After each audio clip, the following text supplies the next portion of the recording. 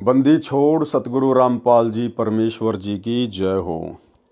परमपिता परमात्मा सारी सृष्टि के रचनहार कुल मालिक असंख्य ब्रह्मांडों के स्वामी जगत गुरु तीनों लोकों में प्रवेश करके सबका भरण पोषण करने वाले राजाधिराज आत्माधार नाथों के नाथ देवों के देव महादेव सर्वेश्वर महेश्वर मृत्युंजय अजरो अमर आदि अनादि सनातनी प्रभु जगत पिता जगदीश्वर श्री श्री 1008 की उपाधि के वास्तविक अधिकारी अकाल मूरत शब्द स्वरूपी राम वासुदेव सर्वगतम ब्रह्म परम पूज्य प्रथम पूज्य परम संत परम पुरुष परम धनी परम दयालु सत्य कबीर हक्का कबीर अल्लाहु कबीर अल्लाहु अकबर बाखबर अल्लाह ताला जगत के तारणहार जगत के मुक्तिदाता जगत के जगन्नाथ हारे के सहारे हिंदुओं के राम मुसलमानों के अल्लाह सिखों के वाहिगुरु ईसाइयों के मसीह दया के सागर दयानिधि करुणा के सागर करुणानिधि स्वयंभू परिभू संकट मोचन कष्ट हरण मंगल करण दुख भंजन अविगत कबीर निर्विकार निर्विषम परमात्मा अलय अलेख सतगुरु आदि अनादि सतगुरु असली मर्यादा पुरुषोत्तम असली राम असली कृष्ण असली घनश्याम असली मुरारी राजाओं के राजा महाराजाओं के महाराजा शहंशाहों के शहंशाह सम्राटों के सम्राट भगवानों के भगवान अल्लाहों के अल्लाह प्रभुओं के प्रभु मसीहाओं के मसीह सच्चे वाहिगुरु बाबाओं के बाबा पीरों के पीर सेठों के सेठ जगत सेठ सावड़सा सेठ सर्वगुण संपन्न अनंत कोटि कलाओं के स्वामी अनंत कोटि ब्रह्मांडों के नायक योगियों में महायोगी ध्यानियों में महाध्यानी सिद्धों में परम सिद्ध ज्ञानियों में तत्वज्ञानी ब्रह्म ज्ञानी महाज्ञानी परम ज्ञानी सर्वश्रेष्ठ ज्ञानी विज्ञानी युवा कबीर समरथ कबीर असमवात अमित ओजा सच्चे रहनुमा करीम अल्लाह सुभान अल्लाह दुनिया के अंतिम पैगंबर 8 सितंबर 1951 से गांव धनाना जिला सोनीपत हरियाणा भारतवर्ष की पावन भूमि पे प्रकट रियल कल की भगवान श्री नारायण साकार हरि श्री बाबा साहेब शब्द स्वरूपी राम संत श्रोमणी सतगुरु रामपाल जी परमेश्वर जी के चरण कमल में साध संगति से जुड़े हुए देश विदेश से हम सभी सत्सेवक भाई बहनों का अनंत कोटि दंडवत प्रणाम।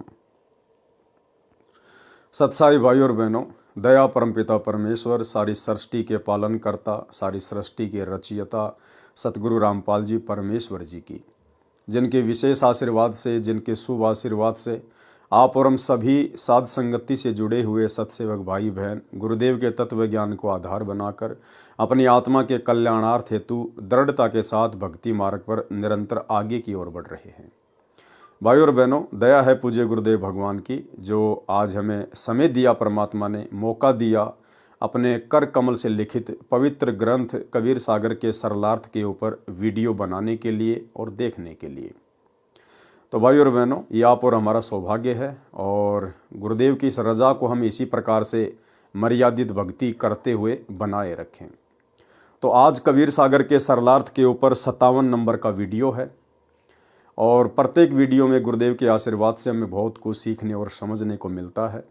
गुरुदेव के कर कमल से लिखित होने के कारण इसको पढ़ने और सुनने मात्र से भी हम ढेर सारे पुण्यों के भागी बनते हैं। तो आज की वीडियो में गुरुदेव भगवान हमें समझाएंगे कि किस प्रकार से पंडित सर्वानंद को गुरुदेव भगवान ने कबीर परमात्मा ने अपनी शरण में लिया। तो पवित्र कबीर सागर का सरलार्थ पेज नंबर 552। शास्त्रार्थ महर्षि सर्वानंद तथा परमेश्वर कबीर देव का।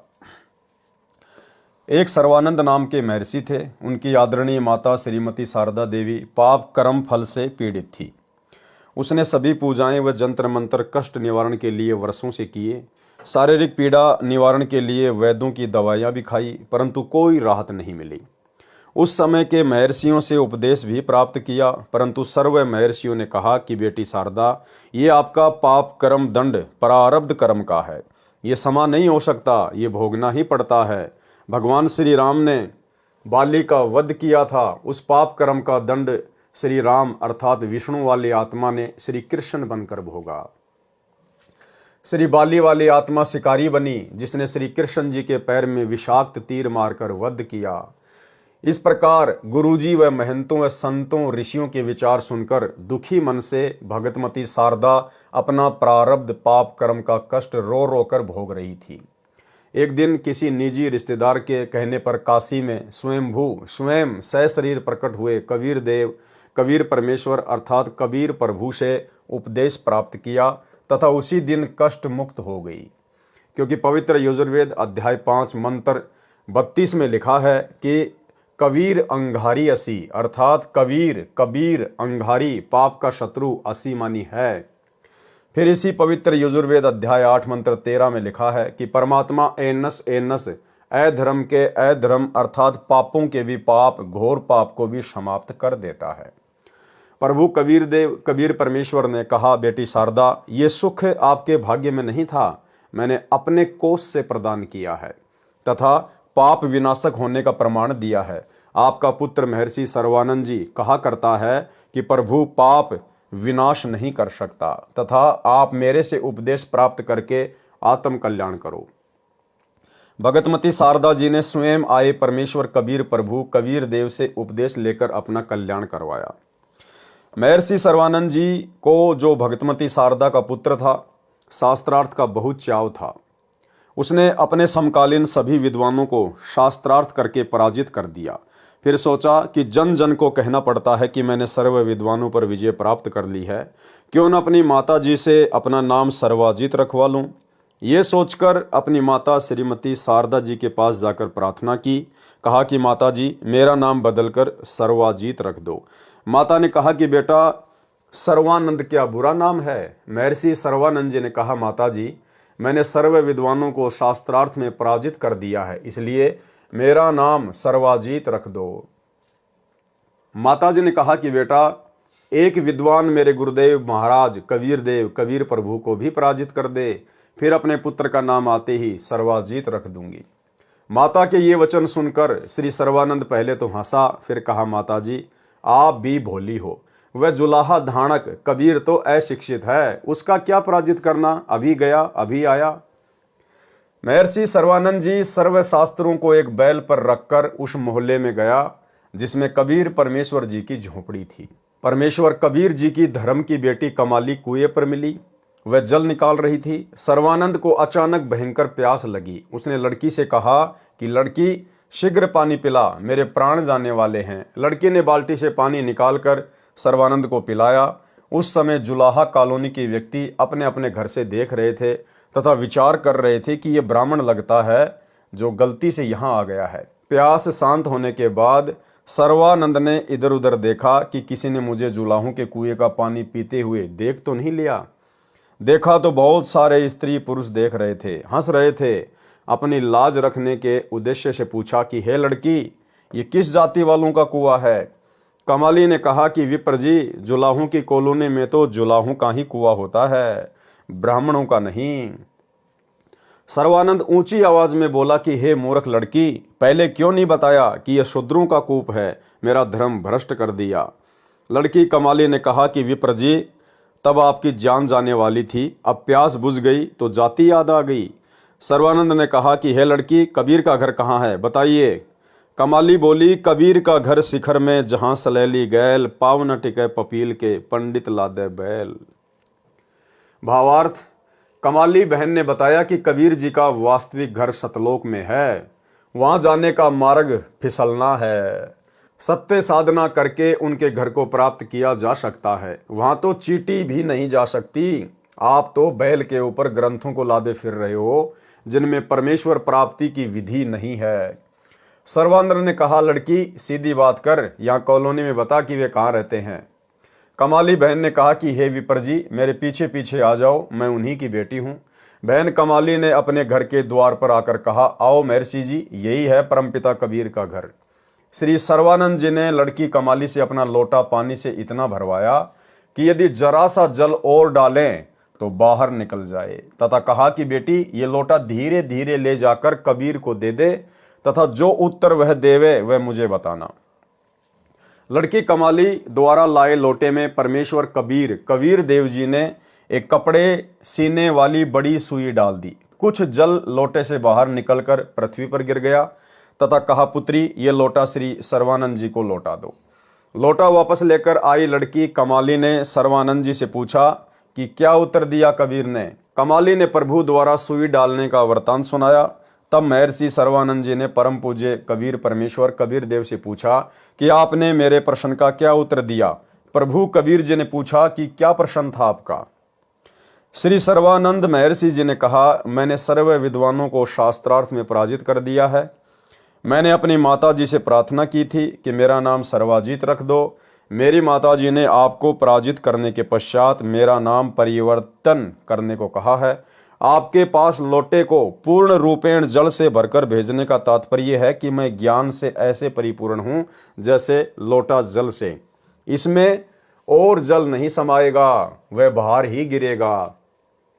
अर्थात मेरे साथ ज्ञान चर्चा करने से कोई लाभ नहीं होगा, आपका ज्ञान मेरे अंदर नहीं समाएगा, व्यर्थ ही थूक मत होगे, इसलिए हार लिख दो, इसी में आपका भला है।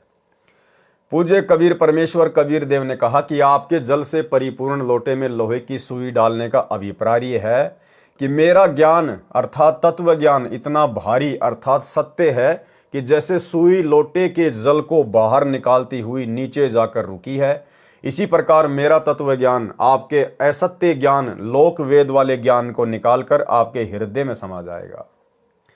महर्षि सर्वानंद जी ने कहा, प्रसन्न करो, एक बहुचर्चित विद्वान को जुलाहू धानकों के मोहल्ले में आया देखकर आसपास के भोले भाले अशिक्षित जुलाहे शास्त्रार्थ सुनने के लिए एकत्रित हो गए।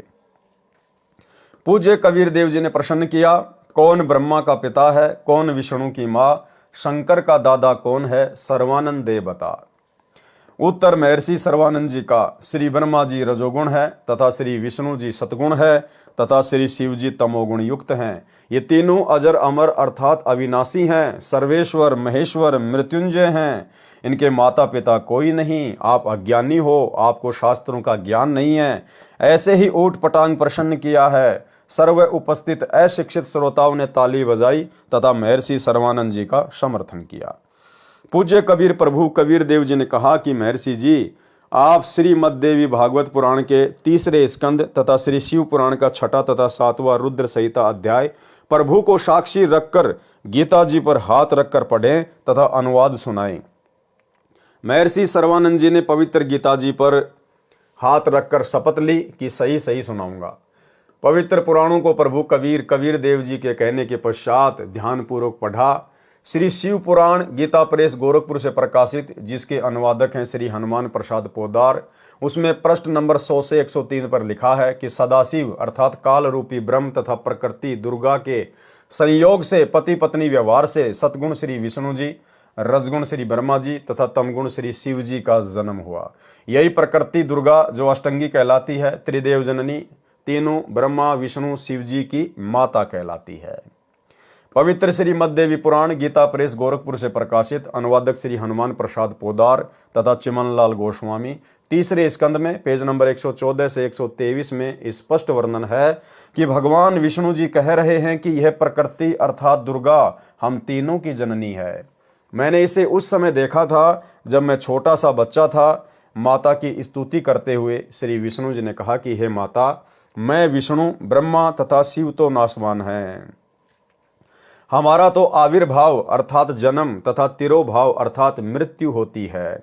आप प्रकृति देवी हो। भगवान शंकर ने कहा कि हे माता, यदि ब्रह्मा व विष्णु आपसे उत्पन्न हुए हैं तो मैं शंकर भी आप दुर्गा से ही उत्पन्न हुआ हूं, अर्थात आप मेरी भी माता हो। महर्षि सर्वानंद जी पहले सुने सुनाए अधूरे शास्त्र विरुद्ध ज्ञान लोकवेद के आधार पर तीनों श्री ब्रह्मा श्री विष्णु तथा श्री शिव को अविनाशी व अजन्मा कहा करता था। पुराणों को पढ़ता भी था, फिर भी अज्ञानी ही था, क्योंकि ब्रह्म काल पवित्र गीता जी अध्याय 7 श्लोक 10 में कहता है कि मैं सर्व प्राणियों जो मेरे 21 ब्रह्मांड में मेरे अधीन है उनकी बुद्धि हूँ, जब चाहूँ ज्ञान प्रदान कर दूं तथा जब चाहूँ अज्ञान भर दूं। उस समय पूर्ण परमात्मा द्वारा पुराणों के अध्याय तथा पृष्ठ बताने के बाद काल ब्रह्म का दबाव हट गया तथा सर्वानंद जी को स्पष्ट ज्ञान हुआ। वास्तव में ऐसा ही लिखा है, परंतु मान हानि के भय से कहा कि मैंने सब पढ़ लिया, ऐसा कहीं नहीं लिखा है। कबीर परमेश्वर से कहा, तू झूठा है, तू क्या जाने शास्त्रों के विषय में, हम प्रतिदिन पढ़ते हैं। फिर क्या था, सर्वानंद जी ने धारा प्रवाहित संस्कृत बोलना प्रारंभ कर दिया। 20 मिनट तक कंठस्थ की हुई कोई और ही वेदवाणी बोलता रहा, पुराण नहीं सुनाया। सर्व उपस्थित भोले भाले श्रोतागण जो संस्कृत भाषा को समझ भी नहीं रहे थे, प्रभावित होकर सर्वानंद महर्षि जी के समर्थन में वाह वाह महाज्ञानी कहने लगे। भावार्थ है कि परमेश्वर कबीर देव जी को पराजित कर दिया तथा महर्षि सर्वानंद जी को विजयी घोषित कर दिया। परम पूज्य कबीर परमेश्वर कबीर देव जी ने कहा कि सर्वानंद जी, आपने पवित्र गीता जी की कसम खाई थी, वह भी भूल गए। जब आप सामने लिखी शास्त्रों की सच्चाई को भी नहीं मान रहे हो, सोए हुए व्यक्ति को जगाया जा सकता है, जो जानबूझकर सोने का बहाना कर रहा हो उसे जगाया नहीं जा सकता। कबीर जानबूझ सांची तजय करे झूठे से ने, ताकि संगत है प्रभु शौपन में भी ना दे। इसलिए हे सर्वानंद, मैं हारा तुम जीते। एक जमींदार का पुत्र 7वीं कक्षा में पढ़ता था। उसने कुछ अंग्रेजी भाषा को जान लिया था। एक दिन दोनों पिता पुत्र खेतों में बैलगाड़ी लेकर जा रहे थे। सामने से एक अंग्रेज कार लेकर आ गया।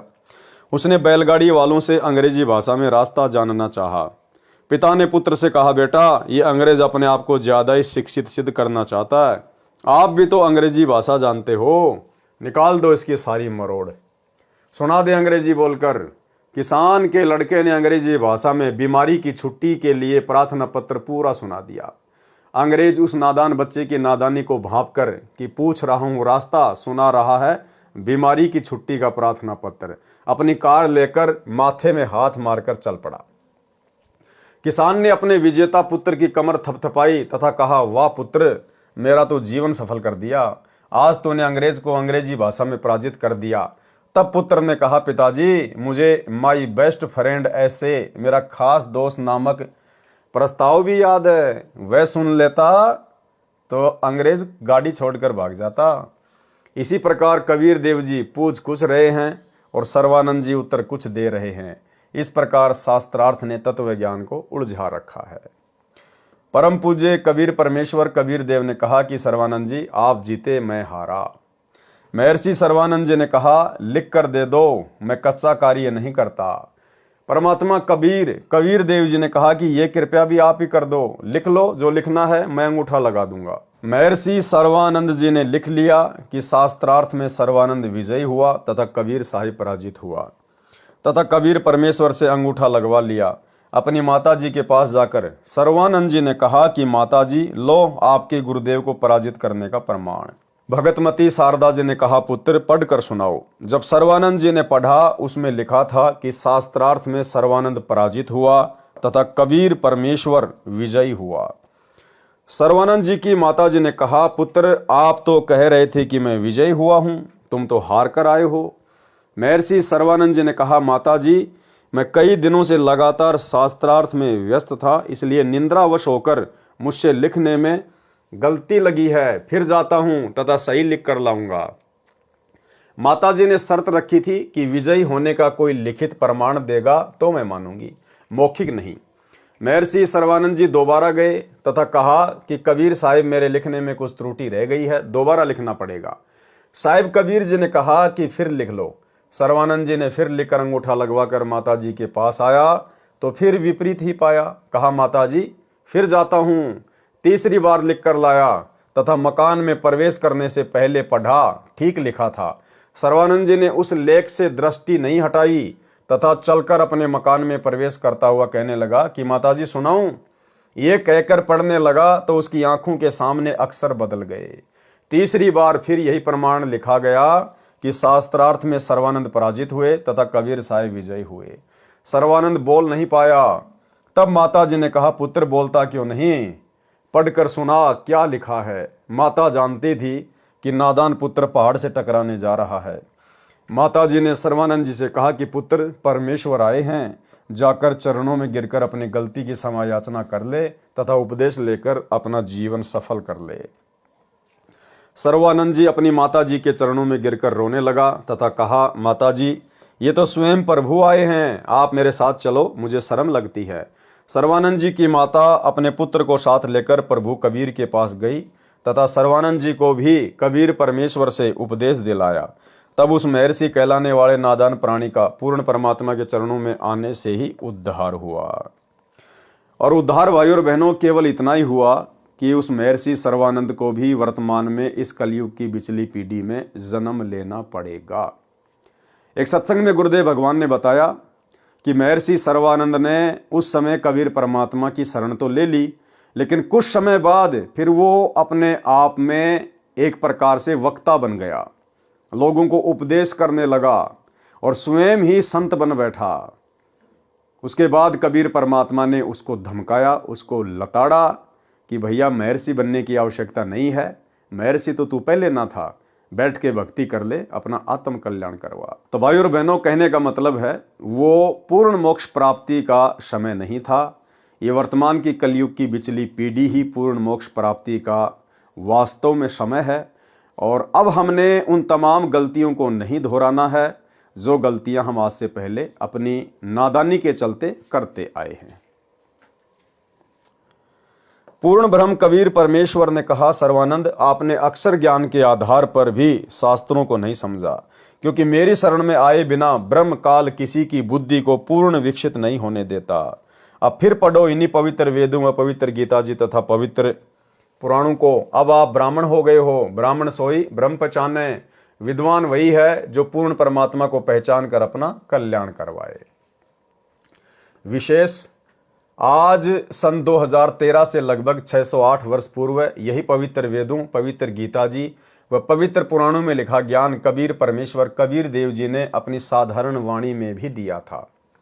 जब वे 5 वर्ष के हुए उसी समय अमृत ज्ञान कहना शुरू कर दिया था। जब कबीर परमात्मा 5 वर्ष के हुए उसी समय से उन्होंने अपने ज्ञान को आम समाज में बताना शुरू कर दिया था। आज भी भाई और बहनों वही बात है, वही कबीर परमात्मा धरती पे प्रकट है, तो लीलाएं भी कुछ कुछ वैसी ही होंगी। आज भी सतगुरु रामपाल जी परमेश्वर जी ने 5 वर्ष की आयु से ही इस ज्ञान का डंका पीटना समाज में शुरू कर दिया था। सतगुरु रामपाल जी परमेश्वर जी ने बताया कि वास्तव में अध्यात्म में जन्म उस समय शुरू होता है जब आपको दीक्षा मिलती है। उससे पहले का समय आपका बर्बादी में गिना जाता है। 17 फरवरी 1988 को इस कबीर परमेश्वर सतगुरु रामपाल जी ने 650 साल पहले की तरह लीला करते हुए और एक अच्छी आत्मा आदरणीय राम देवानंद जी को अपना मुंह बोला गुरु धारण किया। कब? सन 1988 में।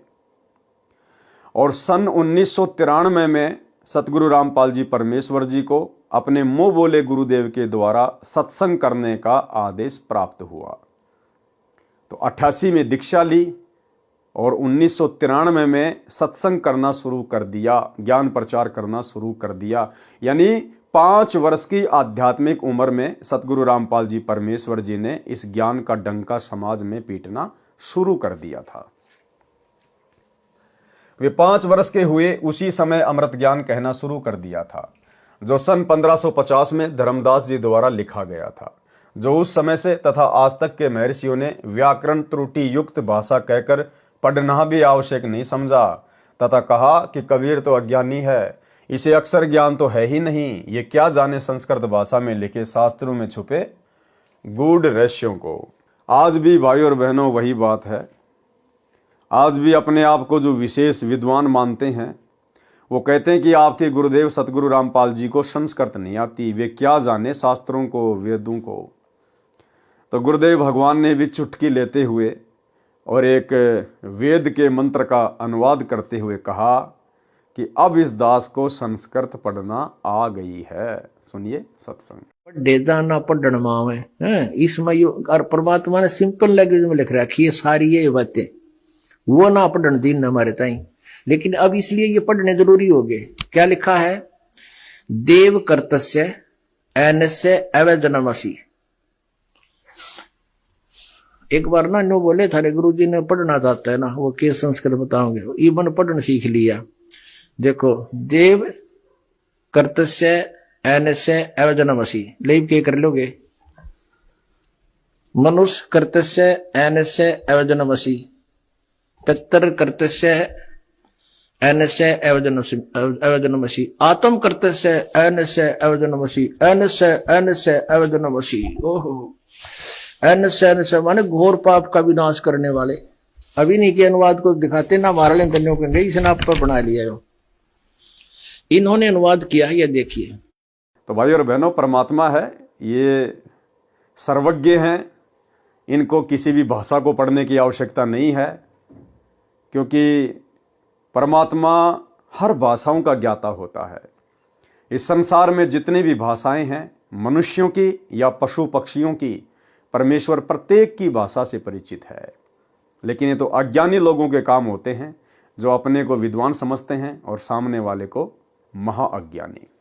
ये क्या जाने संस्कृत भाषा में लिखे शास्त्रों में छुपे गूढ़ रहस्यों को। हम विद्वान हैं, जो हम कहते हैं वह सब शास्त्रों में लिखा है, तथा श्री ब्रह्मा जी, श्री विष्णु जी व श्री शिव जी के कोई माता पिता नहीं है। ये तो अजन्मा, अजर, अमर, अविनाशी तथा सर्वेश्वर, महेश्वर, मृत्युंजय है, सर्वसृष्टि रचनहार हैं, तीनों गुण युक्त हैं, आदि आदि व्याख्या ठोक कर अभी तक कहते रहे। आज वे ही पवित्र शास्त्र अपने पास हैं, जिनमें तीनों प्रभु श्री ब्रह्मा जी रजगुण, श्री विष्णु जी सतगुण, श्री शिव जी तमगुण के माता पिता का स्पष्ट विवरण है। उस समय अपने पूर्वज अशिक्षित तथा शिक्षित वर्ग को शास्त्रों का पूर्ण ज्ञान नहीं था।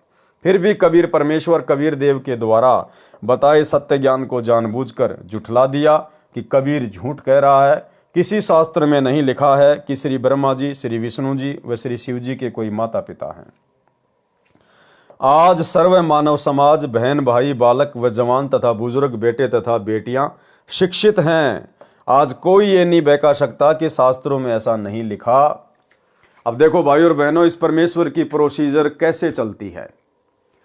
आप और हम जब छोटे छोटे थे तो हम देखा करते थे कि गांव में एक साक्षरता अभियान चला था।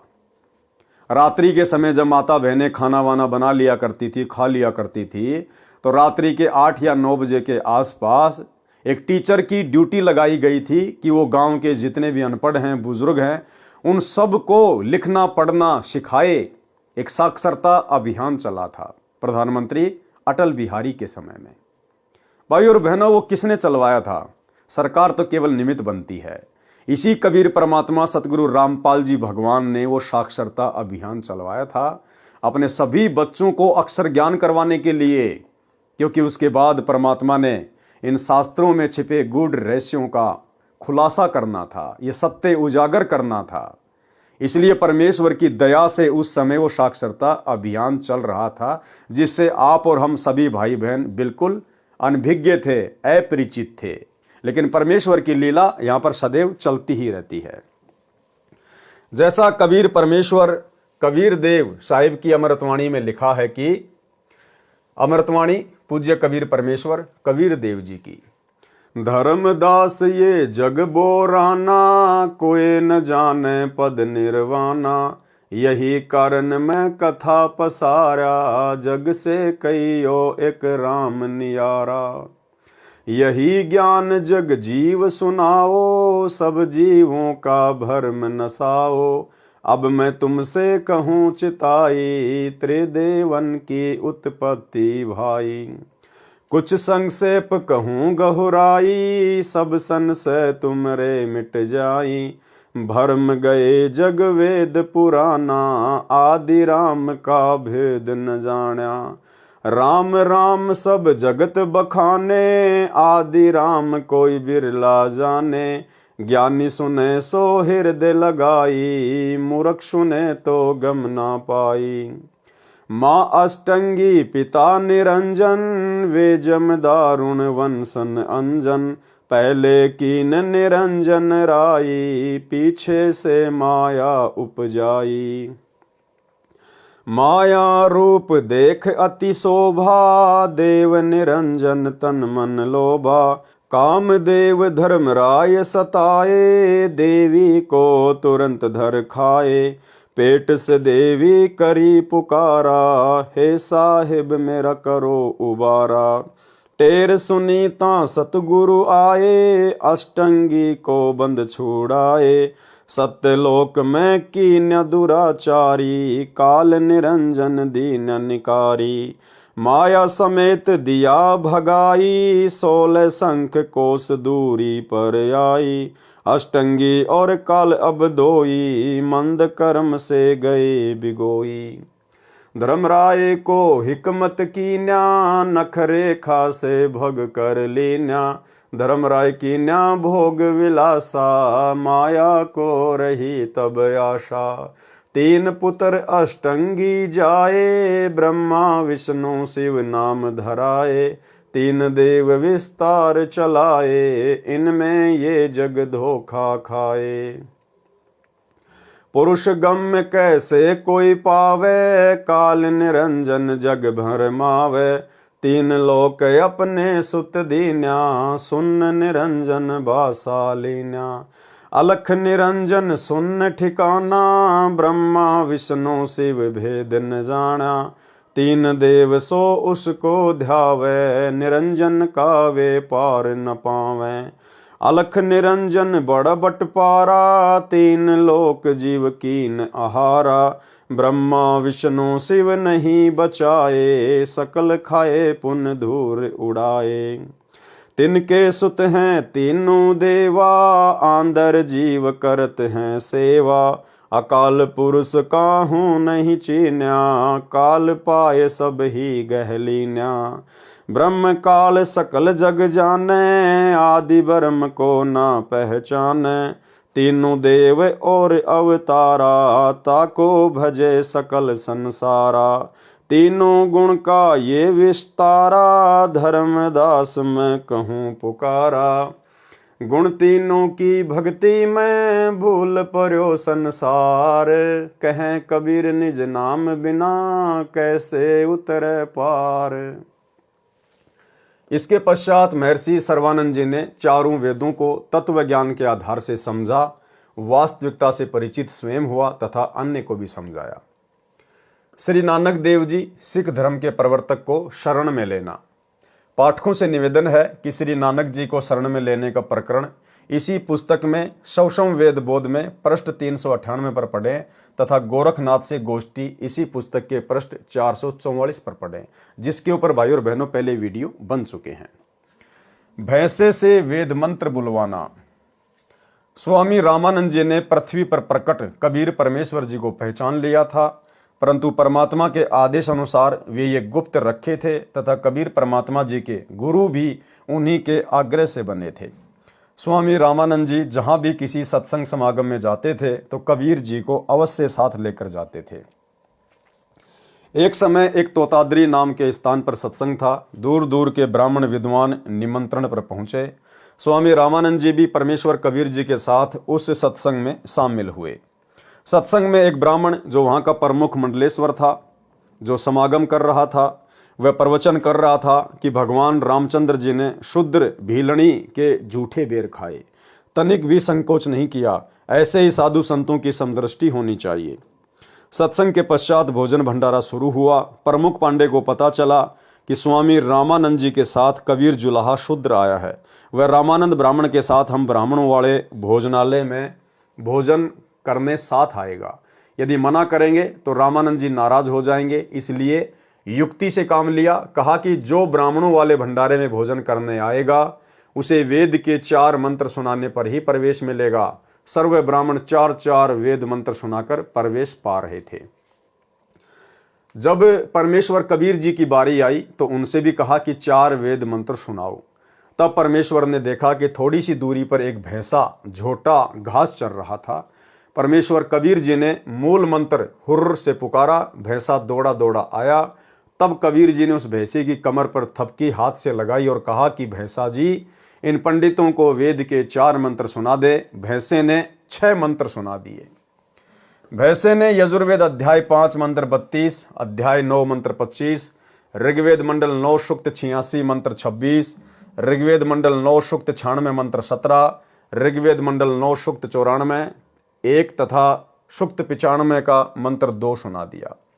परमेश्वर कबीर जी ने भैंसे से कहा कि भैंसाराम, पंडितों को इन सर्व वेद मंत्रों का अनुवाद भी करके सुना दे। इनको वेदों के मंत्रों का अनुवाद भी ठीक से ज्ञात नहीं है। झोटा राम ने अनुवाद सुनाया।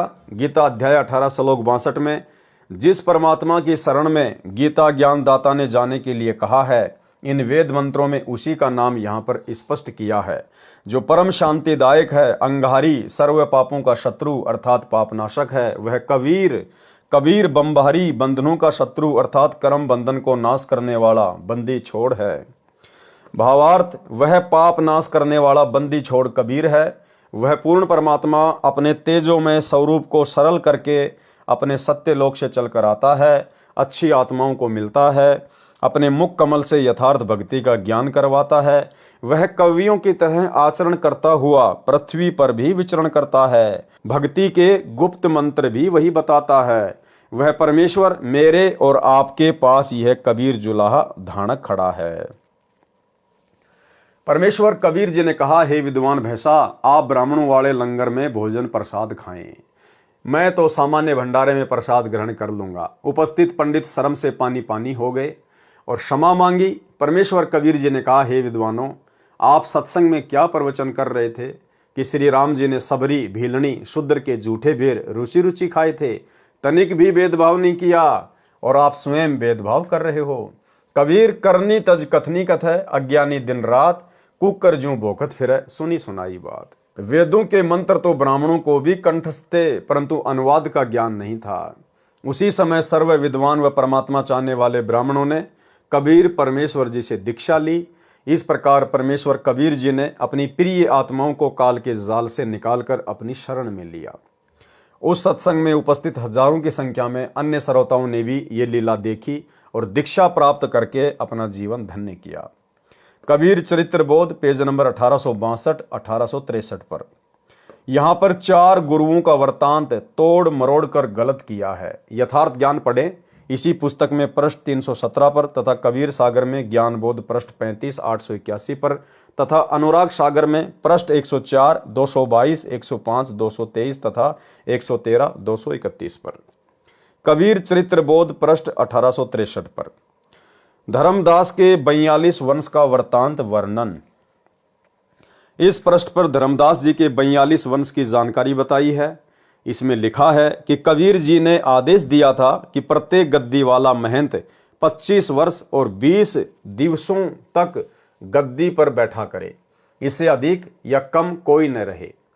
विचार करें, यदि धर्मदास जी के वंश गद्दी वाले महंत अपनी मर्यादा पर रहते तो ये नियम चलता जो परमेश्वर कबीर जी का आदेश है। परमेश्वर कबीर जी ने स्पष्ट कर दिया था कि धर्मदास तेरी छठी पीढ़ी वालों को टकसारी पंथ वाला भ्रमित करेगा, उसके पश्चात तेरी वंश गद्दी से यथार्थ भक्ति लुप्त हो जाएगी। 4 गुरु की कथा प्रसंग उर्दू शेर। यह शेर नकली तथा बनावटी है। इसे सिद्ध करने की कुचेष्टा की गई है कि 4 गुरु कबीर जी ने स्थापित किए थे और अब तक केवल धर्मदास जी प्रकट हुए हैं। यह प्रकरण पृष्ठ 1862-1863 पर लिखा है, वह गलत है। उसी के समर्थन में यह नकली शेर बनाया है, जबकि यथार्थ ज्ञान अनुराग सागर पृष्ठ 104, 222, 105, 223, 113, 231 तथा ज्ञान बोध पृष्ठ 35, 881 तथा गुरु महात्म्य पृष्ठ 1896 पर है। अनुराग सागर पृष्ठ पर स्पष्ट किया है कि कबीर परमेश्वर जी ने बताया है कि प्रथम राय बंके जी को चेताया। यही प्रमाण गुरु महात्म्य पृष्ठ 1896 पर है कि कबीर जी ने बताया कि मैं सतयुग में सत सुकृत नाम से संसार में प्रकट हुआ था। उस समय श्रीनगर के राजा वंकेज को मिला था। उसकी 17 स्त्रियों तथा 50 पुत्रों ने तथा राजा वंकेज ने दीक्षा ली थी। ज्ञान बोध पृष्ठ 35, 881 पर भी लिखा है, जो लिखने में गड़बड़ी है। परंतु यह बात स्पष्ट है कि धर्मदास चौथा गुरु है, प्रथम नहीं, जैसा कि कबीर चरित्र बोध पृष्ठ 1862, 1863 पर गलत लिखा है। प्रथम धर्मदास और उसके 42 वंश को मोक्ष देने का अधिकारी बनाया है। इसके पश्चात 3 गुरु, दूसरे चतुर्भुज, तीसरे राजा वंकेजी, चौथे सहतेजी। ये गलत है। ज्ञान बोध पृष्ठ 35, 881 पर इस प्रकार लिखा है, सतयुग शिष्य सहतेजी कहाए, द्वापर चतुर्भुज नाम सुनाए, त्रेता शिष्य वंकेजी भाई, कलयुग धर्मदास गोसाई। अनुराग सागर पृष्ठ 104, 222, 105, 223 पर लिखा है कि कबीर वचन राय वंकेजी। प्रथम गुरु राय वंकेजी नाम ते आही, दीने उसार शब्द पुनिताही, कीन्यो ताही जीवन कड़िहारा, सो जीवन का करे उबारा। नंबर 2 सहतेजी। झिलमिल दीप तहां चले आए, सहतेजी एक संत चिताए, ताहू को कड़िहारी दीन्या, जब उन मौकों निज कर चीन्या। नंबर 3 चतुर्भुज।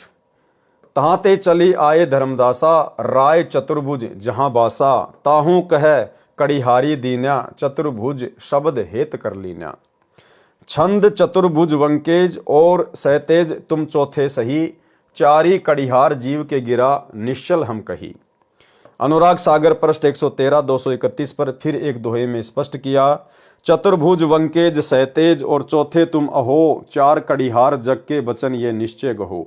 उपरोक्त प्रकरणों में लिखने वालों ने गड़बड़ी की है। जैसे ज्ञान बोध पृष्ठ 35 881 पर तो सतयुग में सहतेजी बताया है, अनुराग सागर में राय वंकेजी, तो गुरु महात्म में पृष्ठ 1896 पर स्पष्ट किया है कि सतयुग में राय यानी राजा वंकेज को शरण में लिया।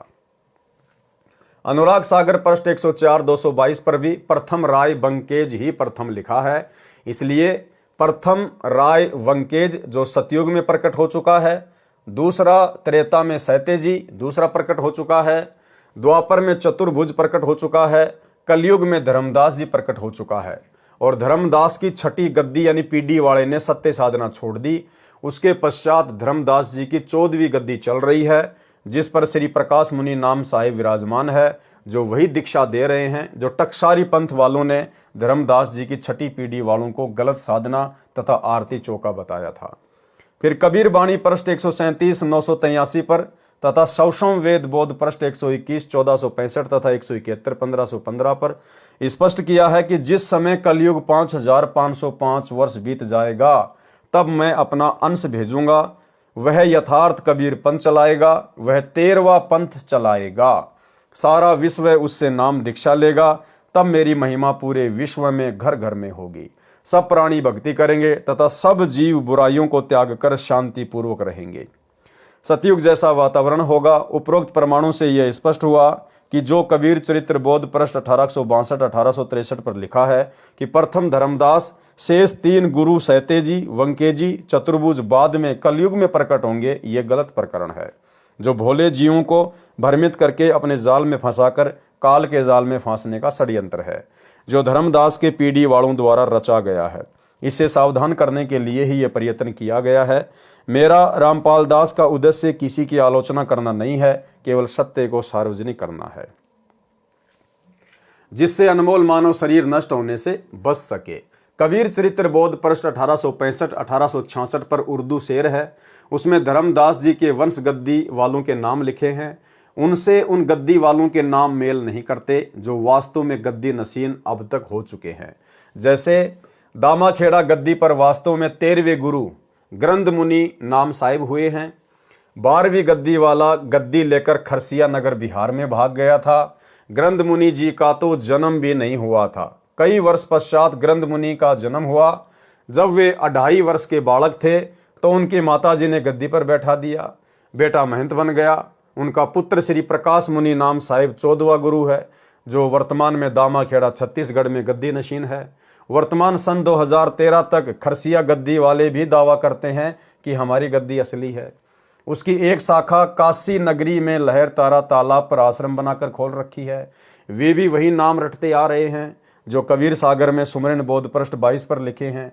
13वीं गद्दी पर घासी दास को दामाखेड़ा में कार्यकारी महंत बनाया था। जब तक दामाखेड़ा के महंतों के घर कोई लड़का उत्पन्न नहीं होता, लड़का उत्पन्न होने के पश्चात घासी दास को गद्दी से उतार कर वह लड़का बैठाया जाना था। कुछ दिन के पश्चात घासी दास जी गद्दी लेकर भाग गया और खरसिया में जाकर स्वयंभू महंत बनकर धर्मदास जी वाली गद्दी चलाने का बीड़ा उठा लिया। नाम वही देते हैं, वही आरती चौका करते हैं जो धर्मदास जी की दामाखेड़ा गद्दी वाले महंत करते हैं।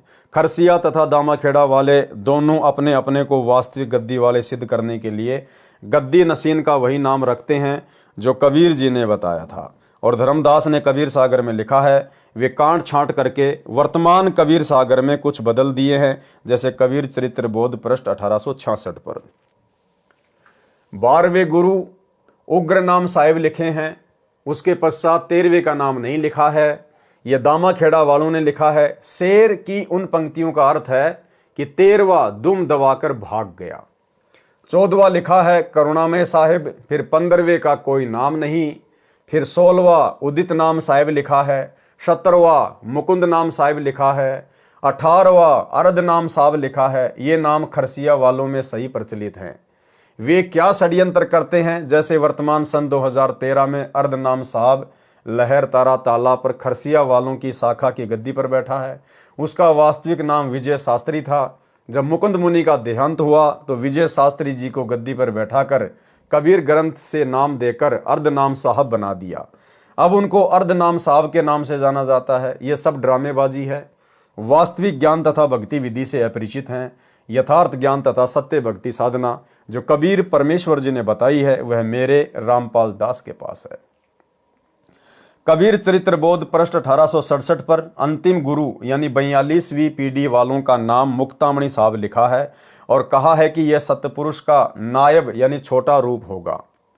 यह भी लिखा है कि जब तक धर्मदास के 42 पीढ़ी वालों की गद्दी चलेगी तब तक कबीर जी का पृथ्वी पर आने का कोई काम नहीं है। विचार करें पाठक जन, ये कितना झूठ लिखा है।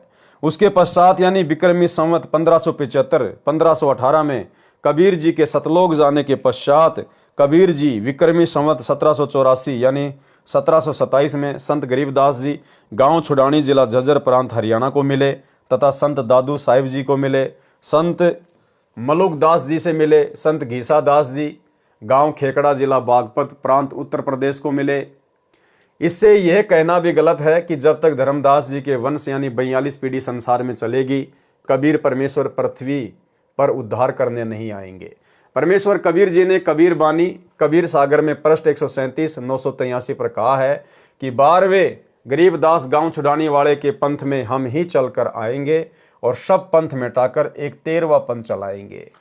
और 17 फरवरी 1988 को एक अच्छी आत्मा आदरणीय राम देवानंद जी को अपना मुंह बोला गुरु धारण करके वही कबीर परमेश्वर गरीबदास जी के 12वें पंथ में प्रवेश कर चुके थे और सन 1994 में इन्होंने नाम दीक्षा देना शुरू करके अपने यथार्थ 13वें कबीर पंथ की शुरुआत भी कर दी है।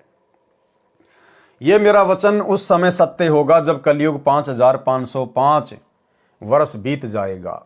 सन 1997 में कलयुग 5505 वर्ष पूरा हो चुका है। उपरोक्त परमाणु से दामाखेड़ा वालों का यह कहना गलत सिद्ध हुआ कि जब तक धर्मदास जी के 42 पीढ़ी नाम नाद करेगी तो कबीर जी संसार में नहीं आएंगे। अन्य गलत प्रचार कबीर चरित्र बोध पृष्ठ 1834-1835 पर लिखा है कि बादशाह सिकंदर ने 13 गाड़ी खाली पुस्तक कबीर जी के पास लाकर कहा कि 2.5 दिन में लिख दे तो मानूंगा कि यह परम संत तथा सिद्ध है। कबीर जी ने उनके ऊपर अपनी लाठी घुमा दी तथा कहा कि ले जाओ, लिख दी है। उनमें पूर्ण विवरण था, मुसलमान धर्म का, हिंदू धर्म का तथा अन्य आध्यात्मिक संपूर्ण ज्ञान लिखा गया था। बादशाह ने काजियों मुल्लाओं के दबाव में उनको दिल्ली में आदर के साथ पृथ्वी में दबवा दिया। कबीर ग्रंथ में लिखा है कि जब मुक्तामणि साहिब का समय आएगा और उसका झंडा दिल्ली में गड़ेगा तब वे पुस्तकें पृथ्वी से बहिर्गत बाहर निकाली जाएंगी। सो मुक्तामणि साहब का अवतार वंश धर्मदास के वंश की 13वीं पीढ़ी में होगा। तब वंश गुरु गद्दी दिल्ली में स्थिर होगी।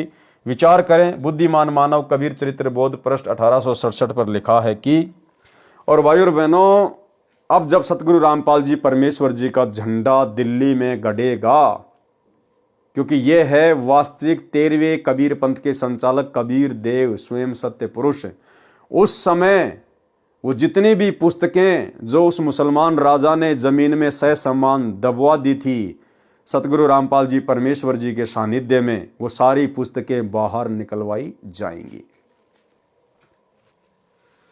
42 पीढ़ी में मुक्तामणि साहब है, आखिर जामा पुरुष नायब है। भावार्थ, मुक्तामणि जी धर्मदास जी की अंतिम 42वीं पीढ़ी में जन्म लेगा। कबीर चरित्र बोध पृष्ठ 1835 पर लिखा है कि मुक्तामणि जी धर्मदास जी की 13वीं पीढ़ी में जन्म लेगा।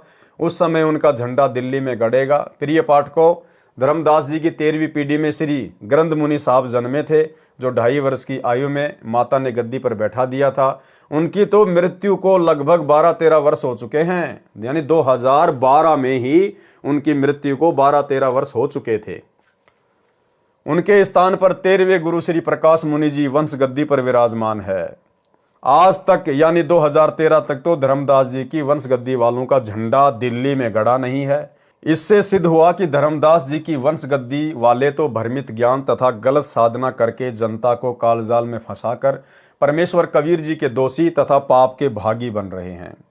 उनको चाहिए कि वे कबीर सागर के उन अंगों को पढ़ें जिनमें स्पष्ट किया है कि मैं स्वयं 12वें पंथ में प्रकट होऊंगा, मैं स्वयं 12वें पंथ में प्रकट होऊंगा। उस समय सब पंथ मिटाकर एक पंथ 13वां पंथ चलाऊंगा। तो आज 13वां पंथ किसने चलाया? सतगुरु रामपाल जी ने। तो किसके विषय में कहा गया है कि 12वें पंथ में वे स्वयं प्रकट होंगे? सतगुरु रामपाल जी परमेश्वर जी के बारे में। ये वचन उस समय सत्य सिद्ध होगा जब कलयुग 5505 वर्ष पूरा हो जाएगा। कलयुग सन 1997 में पूरा हो जाता है। वह 13वां पंथ मुझदास रामपाल दास द्वारा चलाया जा रहा है। आओ और अपना कल्याण कराओ। 12 पंथों के नाम। भाई और बहनों, आज के वीडियो में केवल इतना ही, क्योंकि वर्तमान में कबीर चरित्र बोध के ऊपर वीडियो बन रहे हैं, तो इसमें परमेश्वर जी की लीलाएं हैं और कुछ जो नकली कबीर पंथ से संबंधित हैं उनके विषय में ढेर सारी जानकारियां हैं। तो हम केवल इनको सीधे सीधे पढ़ेंगे। इनका सार, इनका निष्कर्ष गुरुदेव भगवान ने अपने सत्संगों में हमें निकाल कर दिया हुआ है। तो केवल एक रोचक जानकारियां हैं जिनको हम पढ़ते चले जाएंगे गुरुदेव भगवान के आशीर्वाद से। तो आज के वीडियो में केवल इतना ही। कल रात्रि 8 बजे सभी भाई बहन एक बार फिर से लाइव जुड़े अगले वीडियो में एक नई और विशेष जानकारी के साथ में। तो आज के वीडियो में केवल इतना ही। गुरुदेव भगवान हम सबको आज्ञा दें, इजाज़त दें, आशीर्वाद दें। बंदी छोड़ सतगुरु रामपाल जी भगवान की जय हो।